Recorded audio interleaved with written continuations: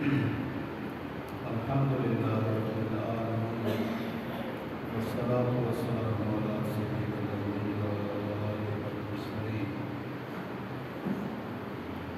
أما بعد فأعوذ بالله من الشيطان الرجيم بسم الله الرحمن الرحيم ولنبلونكم بشيء من الخوف والجوع ونقص من الأموال والأنفس والثمرات وبشر الصابرين الذين إذا أصابتهم مصيبة قالوا إنا لله وإنا إليه راجعون أولئك عليهم صلوات من ربهم ورحمة وأولئك هم المهتدون صدق الله مولانا العظيم وصدق رسوله النبي الكريم ونحن على ذلك من الشاهدين الشاكرين والحمد لله رب العالمين. معزز حاضرین و ناظرین و سامعین، ماہ محرم الحرام کی 20 تاریخ ہے 1444 ہجری. ماہ محرم الحرام کی عظمتیں بے شمار ہیں، لیکن اس میں سید الانبیاء خاتم النبیین رحمۃ للعالمین صلی اللہ علیہ وسلم کے پورے خانوادہ کی دین کی عظمت و سربلندی کی خاطر بے پناہ اور لازوال قربانیوں کے حوالے سے اس کو زیادہ شہرت حاصل ہے.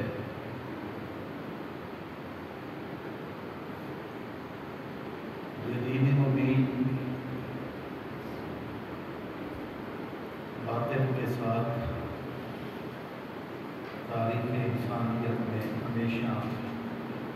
برسر پیکار رہا ہے. دنیا جس کو کامیابی سمجھتی ہے وہ کامیابی نہیں ہے. کامیابی اللہ رب العزت کی رضا کے حصول کو کہتے ہیں.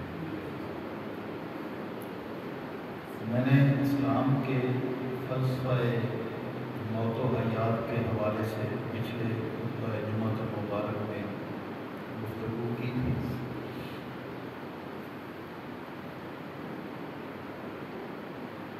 جو اپنی جان اللہ رب العزت کی رضا کی خاطر قربان کر دیتے ہیں ان کو مالک الملک نے میت کا نام بیان کر دیا اور فرمایا کہ وہ تو زندہ ہیں لیکن تمہیں اس کا شعور نہیں ہے. اور فرمایا وَلَا تَقُولُوا لِمَنْ يُقْتَلُ فِي سَبِيلِ اللَّهِ أَمْوَاتٌ بَلْ أَحْيَاءٌ وَلَٰكِن لَّا تَشْعُرُونَ. دوسری جگہ پہ فرمایا وَلَا تَحْسَبَنَّ الَّذِينَ قُتِلُوا فِي سَبِيلِ اللَّهِ أَمْوَاتًا بَلْ أَحْيَاءٌ عِندَ رَبِّهِمْ يُرْزَقُونَ. کہ زبان تو تم نے روک لی، زبان سے تو کلمہ نہ کہا، لیکن ذہن میں دماغ میں ایک خیال آتا ہے کہ جن کو ہم نے اپنے ہاتھوں سے دفن کیا تو اللہ فرماتا ہے وہ زندہ ہیں، میت کہہ بھی نہیں سکتے. تو ذہن میں خیال آتا رہتا ہے کہ ہم تو اپنے ہاتھوں سے دفنا آئے. تو اللہ رب العزت نے اس پر بھی بین لگا دی وَلَا تَحْسَبَنَّ الَّذِينَ قُتِلُوا فِي سَبِيلِ اللَّهِ أَمْوَاتًا زبان سے کہنا تو بند کر دیا، اب دماغ میں سوچنا بھی بند کر دیا۔ ہرگز گمان نہ کریں ان کو کہ وہ مردہ ہے، بالاخیار بلکہ وہ زندہ ہے، ربہم یرزقون، رب کی بارگاہ میں ان کو رزق دیا جاتا ہے۔ دنیا نے سمجھا کہ زندگی اس چلنے پھرنے کا نام ہے، لیکن اللہ نے فرمایا کہ جن کو اللہ کی رضا نصیب نہیں ہوئی ہے وہ چلتے پھرتے مردہ ہیں، اور جنہوں نے اپنے مالک کی رضا کی خاطر اپنی جانیں قربان کر دی وہ زندہ ہو گئے، اور وہ ہمیشہ کے لیے باقی ہو گئے۔ تو یہ حق اور باطل کی کشمکش ہمیشہ رہی۔ باطل یہ سمجھتا رہا کہ طاقت، قوت، مال، دولت، حکومت، سلطنت یہ حق ہے، لیکن دین نے کہا ہے، اللہ نے کہا کہ حق طاقت ہے۔ کفر نے کہا کہ طاقت حق ہے، جس کے پاس طاقت ہوگی وہی سرخرو اور کامیاب و کامران ہوگا، لیکن اللہ اور اس کے رسول صلی اللہ علیہ وسلم نے تعلیم دی کہ حق طاقت ہے۔ 1400 سال بیت گئے، جنہوں نے دین کی خاطر اپنی جان کی قربانیاں دی وہ آج بھی زندہ ہیں، ان کے تذکرے زندہ ہیں، اور جنہوں نے طاقت کو حق سمجھا اور خانوادہ رسول صلی اللہ علیہ وسلم کو بھی ظلم کی انتہا کر کے اپنا نام اہل حق سے خارج کروا دیا۔ انہوں نے سمجھا کہ یہ طاقت یہ حق ہے، لیکن یہ طاقت ان کو بچا نہ سکی، اور قیامت تک لعنتیں ان کا مقدر رہیں گی جنہوں نے ظلم کی انتہا کی۔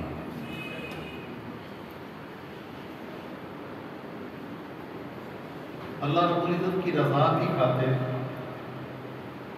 مومنین ہمیشہ قربانیاں دیتے رہے۔ اہل حق کی پہچان ہی قربانیوں سے ہوتی ہے، اور جن کی نظریں اللہ رب العزت کی ذات پر ہوں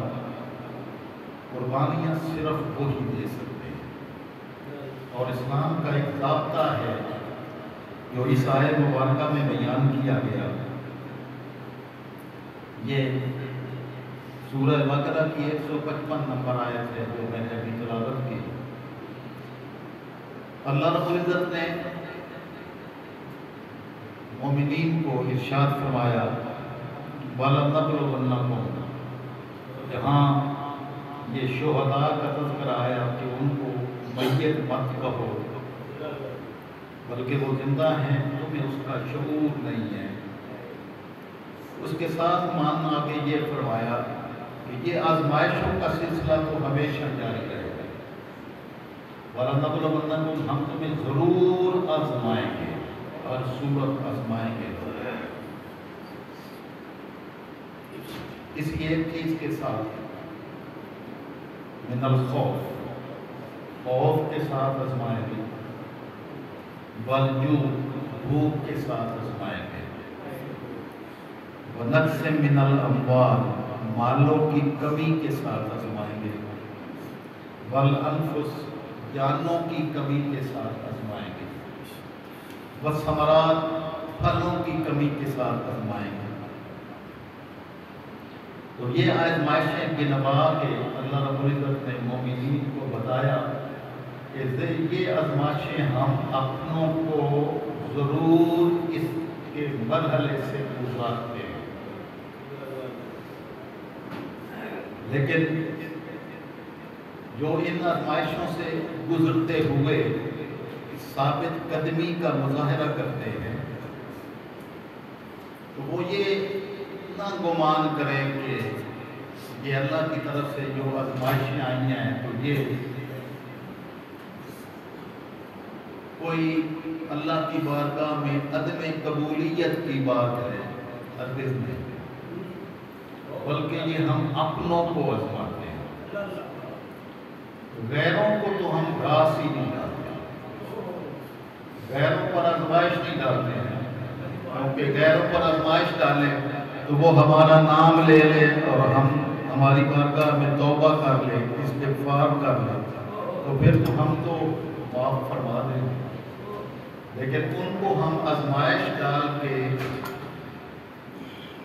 توبہ کا موقع ہی نہیں دیتے، جن کو اپنی بارگاہ سے دور رکھنا چاہتے ہیں۔ یہ میں نے تصور آپ کو ہمیشہ سمجھایا ہے کہ آزمائشیں مالک اور ملک کی طرف سے اپنوں پر آتی ہیں، غیروں پر آزمائش نہیں آتی۔ تو جن کو اپنی بارگاہ سے دور رکھنا چاہتا ہے اس پر آزمائش بھی نہیں آتی۔ کبھی کسی مجھ گنڈے کو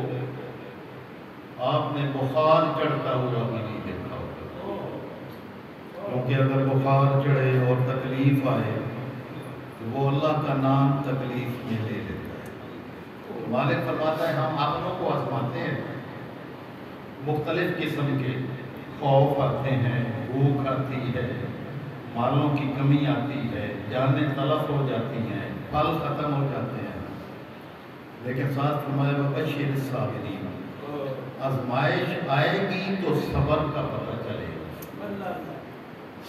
صبر خوشحالی میں بھی ہوتا ہے، خوشحالی میں کہ وہ خوشحالی اللہ کی نافرمانی پر صرف نہ ہو، وہ بھی آزمائش ہے۔ اس میں بالعموم انسان ناکام ہو جاتا ہے، وہ بہت بڑی آزمائش ہے، لیکن وسائل لے کر آزمائش آتی ہے، تکالیف دے کر آزمائش آتی ہے، اس پر جس کو صبر کی توفیق نصیب ہو جائے کہ میرے مالک کی مرضی منشا یہی تھی تو میرے مولا تیری ایسے مرضی، ہم ہر حال میں خوش ہیں، تو تکالیف میں مسائل میں جو صبر کرتے ہیں تو مالک الملک نے اعلان کر دیا کہ میرے محبوب ان کو خوشخبری سنا دیں۔ الذین اذا اصابتہم مصیبہ، وہ صابرین جن کو جب مصیبت کوئی آتی ہے، تکلیف آتی ہے، مصائب آتے ہیں، قالوا انا للہ و انا الیہ راجعون، وہ اپنی زبان سے اس کا اعلان کرتے ہیں کہ ہم تو اللہ کے لیے ہی ہیں اور اسی کی طرف لوٹ کے جانے کے لیے تیار بیٹھے ہیں، جب اس کا فیصلہ آئے گا ہم خوشی سے اس کے فیصلے کو قبول کریں گے۔ اولئک علیہم صلوات من ربہم، یہ وہ لوگ ہیں جن پر اللہ کی طرف سے درود آتے ہیں، صلوات، اللہ کی طرف سے صلوات، درود آتے ہیں ان لوگوں پر جو مصائب اور تکالیف میں صبر کرتے ہیں۔ وَأُولَٰئِكَ هُمُ الْمُهْتَدُونَ، اور وہی ہدایت یافتہ لوگ ہیں جن کی طرف سے اللہ کی بارگاہ سے صلوات آتی رہے ہیں، یعنی وہ مالک کی نظروں میں رہتے ہیں، جو اس کی خاطر ہر قسم کی تکلیف خوشی کے ساتھ برداشت کرتے ہیں۔ جب ہم یہ پوری تاریخ کو دیکھتے ہیں، تاریخ انسانیت کو، تو باطل حق کے ساتھ ہمیشہ برسر پیکار رہا، لیکن حق والے مال دولت افرادی قوت خوف کی ساری کیفیات کے مراحل سے گزرے، لیکن ان کی نگاہیں رب ذوالجلال کی بارگاہ سے کبھی نہ ہٹی۔ ان کی نظریں صبر کے مراحل سے گزرتے ہوئے اپنے مالک پر نظریں جمائے رکھی کہ ہمارا مالک جو چاہتا ہے بس ہم کو بخوشی قبول کریں گے۔ تو یہ ہر دور میں ایسا ہی ہوتا رہا، کہاں نوح علیہ السلام اور کہاں دنیا کفر، 950 سال تک انسانیت کو سمجھایا، دعوت دی، صرف 80 کے قریب لوگ مسلمان ہوئے، باقی ساری دنیا۔ لیکن کیا حوصلہ تھا، کیا ہمت تھی۔ تو جو کچھ آپ کے ساتھ ہوا وہ بھی ایک تاریخ ہے۔ سیدنا ابراہیم خلیل اللہ تشریف لائے، تنہا اکیلے نمرود کے بعد دربار میں کھڑے اور اکیلے اللہ وحدہ لا شریک کی عظمت و کبریائی کا اعلان کرتے بالآخر، لیکن خوف، بھوک، دنیا کفر کی طاقت، سطوت، ذرہ برابر بھی قدم میں لرزش پیدا نہیں کرتی۔ ساری دنیا کفر مل گئی اور کہنے لگے کہ اپنے بتوں کی مدد پوائیں، اور یہ جو لا الہ الا اللہ کا اعلان کرنے والا ہے اس کو اپنے انجام تک پہنچائیں، آگ میں جلا دیں۔ ابراہیم خلیل اللہ شیخا پر بیٹھے ہیں، سامنے آگ نظر آ رہی ہے، تو آگ کو دیکھ کر بھی ماتھے پر پسینے کا ایک قطرہ نہیں آیا۔ کیا صبر ہے، کیا صبر ہے۔ اور یہ کہ میرے مالک کی جو مرضی ہے اس کی رضا کی خاطر ہر قسم کی قربانی دینے کو تیار ہے۔ یہی سبق ہماری پوری تاریخ اسلام میں اللہ رب العزت نے اپنے انبیاء کو اور انبیاء کرام کے ماننے والوں کو سمجھایا کہ تم جانے دے کر بھی کامیاب ہوگے اور کفر جانے لے کر بھی ناکام ہی رہے گا۔ شاہ اسد حسین، بادشاہ اسد حسین، شاہ حسین ہیں، بادشاہ حسین، سردار نداد دست در دست یزید، سر دیا لیکن یزید کے ہاتھ میں ہاتھ نہیں دیا۔ حقہ کے بنا لا الہ اسد حسین، حق تو یہ ہے کہ لا الہ الا اللہ کی بنیاد ہی حسین۔ ابراہیم خلیل اللہ وہاں سامنے آگ دیکھ رہے ہیں، تو اللہ کی مرضی اگر یہ ہے کہ ابراہیم خلیل اللہ آگ میں جل جائے تو جلنے کے لیے تیار ہے۔ ملائکہ آسمان پر اللہ کی بارگاہ میں التجا کرتے ہیں کہ باری تعالیٰ میرا ایک ہی نام لینے والا وہ بھی آگ میں جلایا جا رہا ہے۔ تو اللہ تو سب کچھ جانتا ہے، ملائکہ کو سمجھایا کہ اگر کچھ میرے خلیل کی مدد کر سکتے ہو تو جاؤ کرو۔ تو ملائکہ حاضر ہوتے ہیں، باری باری اپنی اپنی خدمات پیش کرتے ہیں۔ جبریل امین آتے ہیں، تو آپ نے فرمایا کہ کیا تمہیں اللہ نے حکم دیا ہے کہ ایسا کرو میری مدد کے لیے؟ اب یہ قربانیاں دے ڈالنا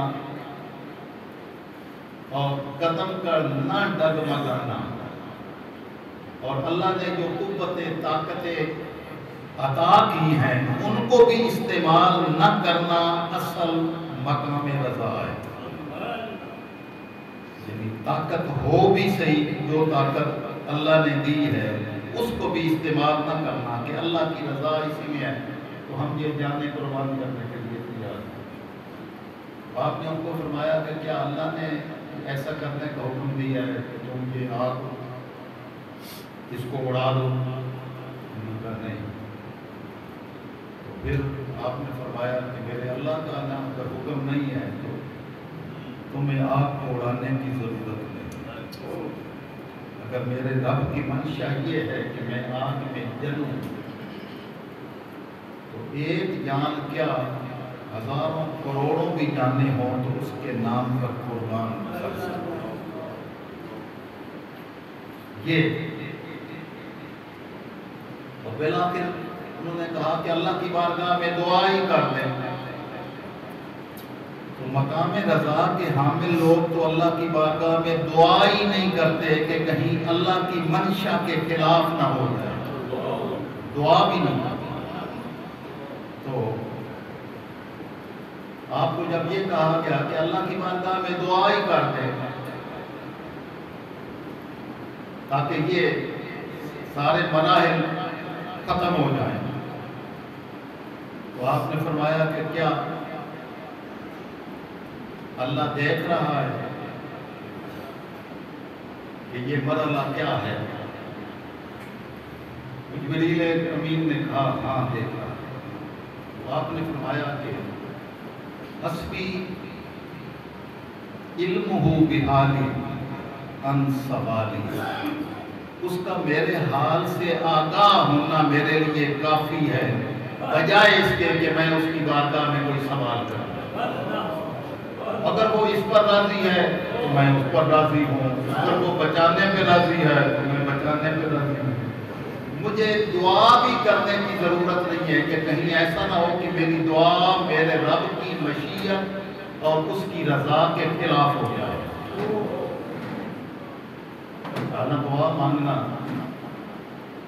دعا مانگنا کوئی منع ہے؟ دعائیں کرتے رہنا، اللہ کی بارگاہ سے مانگتے رہنا، یہ مومن کی شان ہے۔ لیکن جو رضا کے مقام پر ہوں تو دعا بھی نہیں مانگتے کہ کہیں رب کی منشا کے خلاف نہ ہو۔ بہت سارے اولیاء گزرے ہیں جو اس قسم کے موقع پر جا کر مقام رضا سے نیچے اتر گئے، وہاں دعا کر بیٹھے، اور جو اللہ نے اختیارات دیے ہیں ان اختیارات کو استعمال کر بیٹھے۔ سید الانبیاء صلی اللہ علیہ وسلم اگر جنگ احزاب میں، بدر میں، احد میں اپنے نبوی اختیارات استعمال کرتے تو ملائکہ اور جبریل امین کیا آقا علیہ السلام کے حکم کے تابع نہ تھے؟ اگر اختیارات استعمال کرتے تو کوئی کافر باقی رہتا؟ آقا علیہ السلام نے وہاں طائف کے میدان میں بددعا بھی نہیں فرمائی، بلکہ یہ دعا کی تھی اللہم اہد قومی فإنہم لا یعلمون، باری تعالیٰ میری قوم کو ہدایت اور پہچان دے کہ یہ نہیں جانتے کہ میں کون ہوں،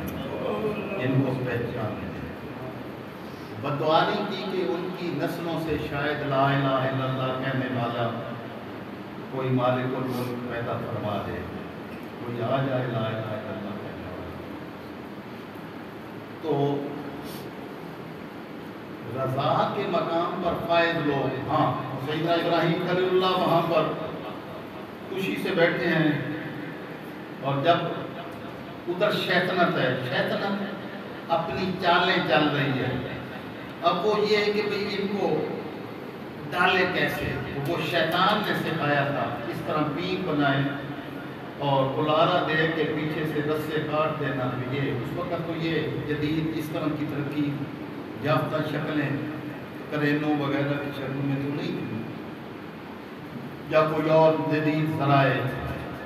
تو شیطان نے یہ سمجھایا کہ تم اس طرح کرو، اور ابراہیم خلیل اللہ تنہا اکیلے بیٹھے ہیں، اور جب بندہ اپنے آپ کو اللہ کی رضا اور اس کی منشا پر چھوڑ دیتا ہے تو مالک پھر بے آسرا نہیں چھوڑتا۔ جب انہوں نے ڈالا تو بولنا یا نار کونی بردن وسلام علی ابراہیم، تو ہم نے حکم فرمایا کہ اے آگ تو میرے ابراہیم پر ٹھنڈی ہو جا، اور اتنی بھی ٹھنڈی نہ ہو کہ میرے خلیل کو سردی لگے، سلامتی والی ٹھنڈی۔ تو یہ کشمکش چلتی آ رہی ہے، ایک طرف یہ نظارے کروائے، دوسری طرف اپنے بیٹے کو ذبح کرنے کا حکم دے دیا۔ انہوں نے اپنے بیٹے کی گردن پر چھری رکھ دی، کشمکش چلتی رہی۔ سید الانبیاء صلی اللہ علیہ وسلم کی باری آئی، آقا علیہ السلام نے اپنا سب کچھ اللہ کی رضا کی خاطر لٹا دیا، اور ان شہزادوں کو جن کا میں نے تذکرہ کیا کہ جو آقا علیہ السلام کی پوری تصویر تھے، اتنا حسن، اتنا جمال، جو سید الانبیاء صلی اللہ علیہ وسلم کا پورا عکس تھا، یزیدیت نے اس کو بھی ذبح کرنے سے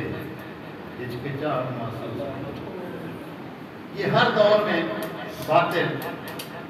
اپنی طاقتیں آزماتا ہے اور سمجھتا ہے کہ ہم کامیاب اور سرخرو ہو گئے، لیکن یزیدیت مٹ جاتی ہے، حسینیت ہمیشہ باقی ہے۔ آپ نے اپنے ان شہزادوں کی تربیت اس طرح کی کہ اپنے کندھوں پہ اٹھایا۔ آپ میں سے کوئی ہے جو اپنے بیٹوں اور نواسوں کو کندھوں پر اٹھا کر واحد بازار اور گلی میں جا رہا ہو؟ یہ کمال ہے کہ آقا علیہ السلام نے کتنا قرب ادا کیا۔ تو ان کی تربیت اسی طرح کی ماحول میں آقا علیہ السلام نے فرمائی کہ دین کی سربلندی کی خاطر باقیوں کو ہم نے جو درس دیا ہے کہ اللہ کے راستے میں جو اپنی جان قربان کرتے ہیں وہ میت نہیں ہوتے بلکہ وہ زندہ ہوتے ہیں، ان کو میت گمان بھی نہیں کرنا ہے، زبان سے بھی نہیں کہنا ہے۔ تو اس کا سارا آزمائش کا مرحلہ اپنے خانوادے پر پہلے مقدم رکھا۔ حضرت ام الفضل، یہ حضرت عباس ابن مطلب کی زوجہ مطالبہ، یعنی آپ کی چچی کا آقا علیہ السلام نے، وہ فرماتی ہیں کہ انا داخلت علی رسول اللہ صلی اللہ علیہ وسلم، وہ آقا علیہ السلام کی خدمت میں حاضر ہوئی اور آ کے کہنے لگی یا رسول اللہ رأیت حلما منکرا اللیلۃ، آج میں نے ایک بہت بری خواب دیکھی، عجیب خواب دیکھی ہے۔ قال وما ہوا،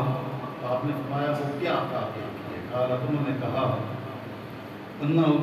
شدید، بہت سخت خواب ہے، بیان بھی نہیں ہو سکتا۔ قال وما ہوا، آپ نے فرمایا بتاؤ کیا ہے؟ قالت رأیت کأن قطعۃ من جسدک قطعت، میں دیکھ رہی ہوں کہ آپ کے جسم کا ایک ٹکڑا کاٹا گیا ہے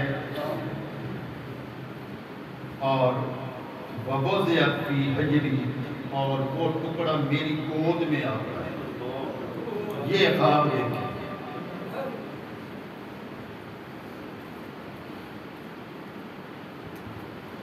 فقال رسول اللہ صلی اللہ علیہ وسلم رأیت خیر، آقا علیہ السلام نے فرمایا کہ جی جان آپ نے بڑی خیر دیکھی ہے، رأیت خیر۔ خالد و فاطمہ تو انشاءاللہ تعالی غلام ہے، میری شہزادی سیدہ فاطمہ کے ہاں بیٹا پیدا ہو، یہ آپ نے تعبیر فرمائی، آقا علیہ السلام نے تعبیر بیان فرمائی کہ میری شہزادی فاطمہ کے ہاں بیٹا پیدا ہوگا، یکون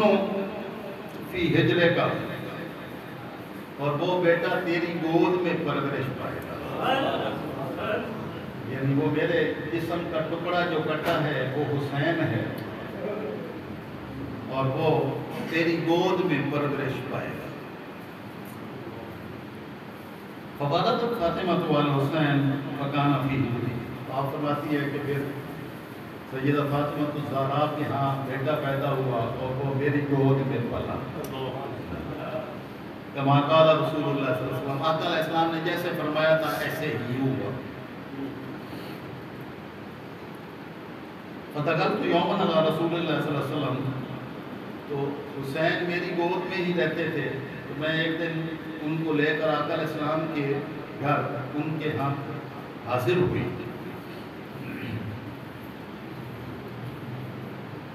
فوضعته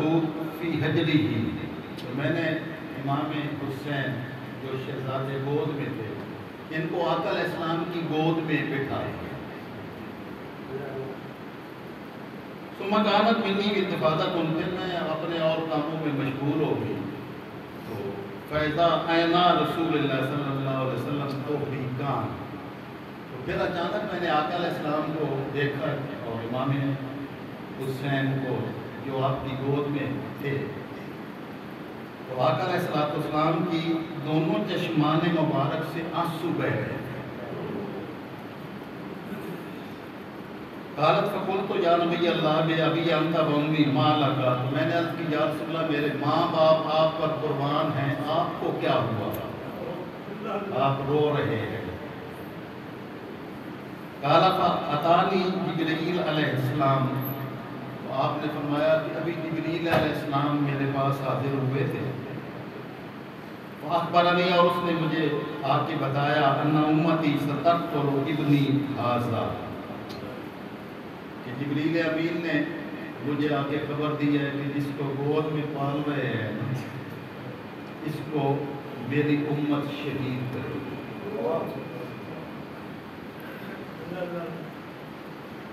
وقلت ھذا، میں نے کہا اس شہزادے کو قتل کرے گی؟ قال نعم، آپ نے فرمایا ہاں اس کو۔ وَأَتَانِي بِتُرْبَةٍ من تربتہ الحمراء،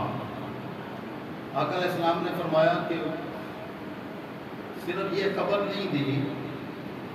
بلکہ وہ مٹی جس پر میرے اس شہزادے کا خون گرے گا وہ سرخ مٹی بھی لا کر مجھے دی ہے جبریل امین سے۔ تو یہ آقا علیہ السلام نے، یہ 61 ہجری کا واقعہ ہونا تھا، اور یہ 3 ہجری کا واقعہ ہے جب بیان ہو رہا ہے، یعنی کم و بیش 57-58 سال پہلے تاجدار کائنات صلی اللہ علیہ وسلم نے بتایا، اور جبریل امین نے وہ کربلا کی سرخ مٹی جہاں امام علی مقام کا خون گرا، وہ گرنا تھا، وہ سرخ مٹی بھی آقا علیہ السلام کو لا کے دے دی۔ اب یہ 3 ہجری کا واقعہ ہو تو یہ کس کو خبر نہیں ہوگی؟ صحابہ کرام میں سے ساروں کو پتا تھا کہ اس شہزادے کو اس امت کے بدبخت اور ملعون لوگ شہید کریں گے جو میرے آقا کی گود میں پڑا ہے۔ امام علی مقام کو بھی پتا تھا۔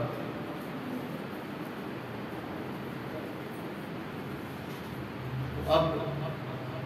جس کو پہلے سے پتا ہو کہ یہ ہونا ہے، وہ اگر اس کوشش میں لگ جائے کہ میں نے یہ نہیں ہونے دینا ہے، تو کیا وہ اللہ کی رضا کو حاصل کر سکے؟ نہیں۔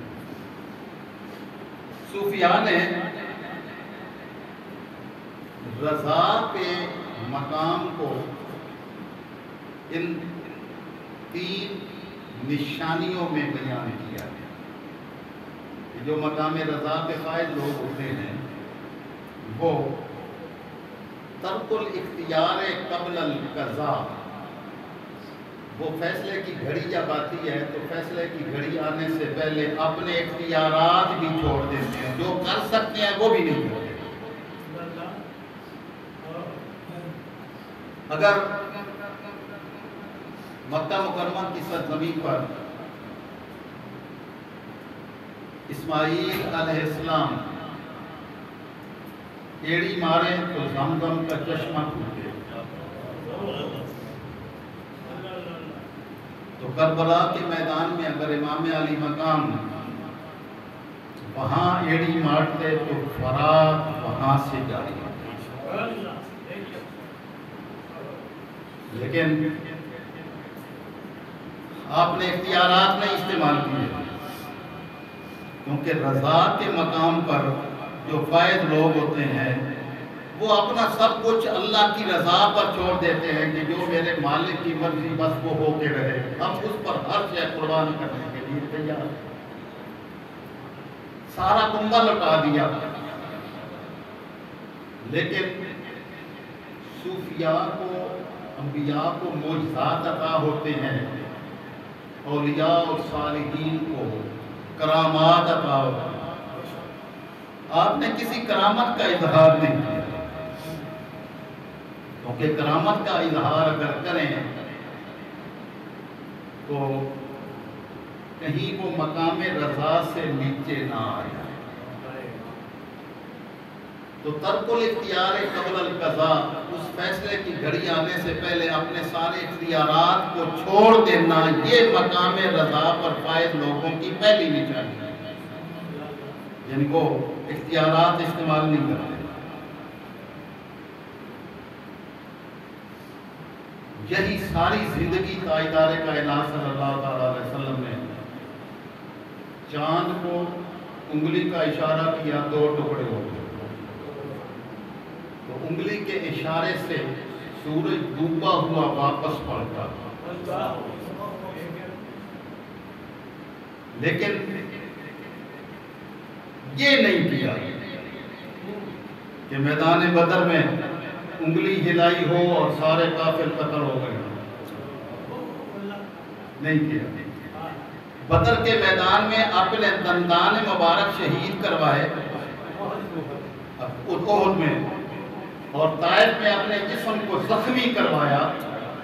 لیکن اختیارات نبوی استعمال نہیں کیے، کہ اللہ یہی چاہتا تھا کہ امت کو، قیامت تک آنے والی امت کو یہ سبق دیا جائے کہ اللہ کی رضا کی خاطر مال، جان، عزت، آبرو سب کچھ قربان کرنا مومنین اور صابرین کی نشانی ہوتی ہے۔ اب یہ بات امام علی مقام نے کربلا کے میدان میں سمجھائی، کہ سارے اختیارات ہونے کے باوجود یہ جامع کرامات الاولیاء میں شیخ احمد شرمینی کا واقعہ بیان ہوا کہ ان کا ایک اکلوتا بیٹا تھا، بیمار ہو گیا، تو ان کی بیوی نے کہا دعا فرما دیں، آپ نے دعا نہیں کی، بیماری سے بچنے کے لیے، صحت یاب ہونے کے لیے دعا نہیں کی۔ جب حالت نزع طاری ہو گئی تو بیوی نے وہ بیٹے کو لا کے ان کے سامنے رکھ دیا، بیٹا حالت نزع میں تھا، مالک الموت سامنے نظر آ رہا تھا جو جان دینے کے لیے تیار تھا۔ بیٹے کی یہ کیفیت دیکھ کر احمد شرمینی بہت بڑی ہستی تھے، لیکن جب انہوں نے اپنے بیٹے کی یہ حالت دیکھی تو مالک الموت کو فرمایا ارجع الی ربک، رب کی بارگاہ میں واپس چلے جاؤ، فإن حکم موتی قد نسخ، بیٹے کی موت کا حکم جو ہے وہ منسوخ ہو گیا ہے۔ مالک الموت کو واپس بھیج دیا، مالک الموت واپس چلے گئے، بیٹا سے ارجاب ہو گیا لیکن مقام رضا سے نیچے گر گیا۔ سید الانبیاء صلی اللہ علیہ وسلم کے شہزادے بھی حالت نزع میں آپ کے سامنے تھے، آپ نے سینے سے لگایا لیکن مالک الموت کو واپس لوٹنے کا حکم نہیں فرمایا کہ ارجع الی ربک فإن حکم موتی قد نسخ، یہ نہیں فرمایا، اس لیے کہ وہ ترک الاختیار مقام رضا پر فائز ہونے والے لوگوں کی پہلی نشانی ہے۔ یہ باقی لوگ ہم نیچے لوگ ہیں، ہم دعائیں بھی کرتے ہیں، ہم علاج بھی کرتے ہیں، سارا کچھ کرتے ہیں، لیکن جو اس مقام پہ فائز ہوتے ہیں وہ اپنے رب کی طرف دیکھتے ہیں کہ میرا رب کیا چاہتا ہے۔ سیدنا ایوب علیہ السلام اپنے جسم کی جن تکالیف سے گزرے آپ کو معلوم ہے، زبان پر کلمہ نہیں کوئی ذکر کیا، اور جب انتہا درجے کی تکلیف ہوئی تو پھر اپنے رب کی بارگاہ میں التجا کی، رب انی مسنی الضر، باری تعالیٰ مجھے تکلیف پہنچی ہے۔ اتنا تذکرہ کرنے کے بعد آگے یہ نہیں کہا کہ باری تعالیٰ تکلیف دور کر دے، یہ نہیں کہا، رب انی مسنی الضر، تو آگے زبان پہ یہ کلمہ نہیں لائے ہیں کہ باری تعالیٰ شفا دے دے، نہیں، وَأَنْتَ أَرْحَمُ الرَّاحِمِينَ، باری تعالیٰ مجھے تکلیف پہنچی ہے، آگے تیری مرضی ہے، آگے جیسے تو چاہے، جو تیری مرضی ہے بس آگے وہ ہو، جو میری مرضی ہے وہ نہ ہو، جو تیری مرضی ہے وہ ہو۔ تو اختیارات کو ترک کر دیتے ہیں، اور یہی ترک اختیارات ہمیں ان سارے مراحل سے گزرتے ہوئے کربلا کے میدان میں خانوادہ رسول صلی اللہ علیہ وسلم میں نظر آتے ہیں۔ اور دوسری سرور القلب بمر القضاء، جب وہ فیصلے کی گھڑی آ جائے تو وہ روتے ہوئے فیصلے کی گھڑی سے نہیں گزرتے، اس کی ساری کڑواہٹوں کو دل کے سرور اور خوشیوں کے ساتھ برداشت کرتے ہیں۔ سرور القلب، اس وقت جب وہ فیصلے کی گھڑی آتی ہے تو دل خوش ہوتا ہے کہ مالک جو تیری مرضی تھی، ہم یہ ساری قربانیاں اپنی خوشیوں کے ساتھ دیں گے اور راستہ دکھائیں گے قیامت تک آنے والی امت محمدیہ کو کہ رسول خدا صلی اللہ علیہ وسلم کے گھرانے کے لوگ اپنے دین کی عظمت و سربلندی کے لیے کس قدر قربانیاں اور کیسے دیتے ہیں۔ میں نے حضرت خنسا کا تذکرہ کیا تھا کہ جنہوں نے 4 شہزادے اللہ کی راہ میں شہید کروا کے زبان سے ایک کلمہ نہیں کہا، بلکہ ان کے لاشوں کو دائیں بائیں سے دیکھا اور سب کچھ دیکھ کر بھی آخر میں جو کلمہ زبان سے نکالا وہ کلمہ یہ تھا، الحمدللہ الذی شرفنی بشہادت ہؤلاء، تمام تعریفیں اس رب ذوالجلال کے لیے ہیں جس نے مجھے 4 شہیدوں کی ماں ہونے کا شرف دیا۔ تو یہ حضرت خنسا یہ فرمائیں گی تو سیدہ زینب کیا کہیں گے کہ میں نے باری تعالیٰ تو نے مجھے یہ شرف بخشا کہ میں نے پورا خانوادہ تیرے اور تیرے نبی کی دین کی خاطر قربان کر دیا، اور یہ سارا کنبہ قربان کر کے اگر تجھ کو راضی کر لوں تو میں رب کعبہ کی قسم اپنی زندگی کی بازی جیت کے جا رہے یہی۔ اور پھر تیسری نشانی یہ ہوتی ہے کہ وہ جب اس مرحلے سے گزر جاتے ہیں تو مرحلے سے گزرنے کے بعد اس کی کڑواہٹ کبھی دل میں محسوس نہیں ہوتی۔ فقدان المرارۃ بعد القضاء، فیصلہ جب ہو جائے، وہ گھڑی گزر جائے، وہ کربلا کا میدان بیت جائے، وہ سارے مرحلے ہو جائیں، اس کے بعد کبھی بھی من میں اس کی کڑواہٹ نہ آئے کہ یہ ایسے کیوں ہوا تھا، ہم پر یہ ظلم ہوا تھا۔ وہ ظلم بھی سارے خوشیوں کے ساتھ برداشت کیے کرتے ہیں مقام رضا کے پر فائز لوگ، کہ اللہ کی رضا سے خوشی جو نصیب ہوتی ہے وہ ساری کڑواہٹیں مٹا دیتی ہے۔ امام زین العابدین کی بارگاہ میں بعد میں قاتلان حسین اور اہل بیت، قاتلان اہل بیت میں سے ایک شخص آیا، وہ 3 دن آپ کے ہاں مہمان رہا، آپ نے اس کی خدمت گزاری کی، اس کو مہمان کے طور پر ٹھہرایا، اس کی خدمت کی۔ اب وہ احسان برداشت کرنے کا بھی ایک مقام ہوتا ہے جہاں تک انسان احسانات برداشت کر سکتا ہے۔ جب اس نے یہ دیکھا آپ کی کرم نوازیاں، اس نے آپ کی خدمت میں آ کر پھٹ پڑا، کہنے لگا کہ امام عالی مقام آپ کو شاید پتہ نہیں ہے کہ میں کون ہوں۔ آپ وہ جانے لگا تو اس کو جاتے راہ بھی دیا، مہمان کرایا، جانے لگا، اس کو ساتھ پیسے دیے، سفر کے خرچے دیے، تو اس وقت وہ پھٹ پڑا کہ آپ کو پتہ نہیں چلا ہے کہ میں کون ہوں۔ آپ نے فرمایا مجھے پتہ ہے کہ اس نے کہا پھر یہ اتنی نواز شاہ، تو آپ نے فرمایا کہ وہ جو تم لوگوں نے کیا وہ یزیدیت کا کردار تھا، اور جو میں نے کیا یہ حسینیت کا کردار ہے، اور میرے نانا جان کی سنت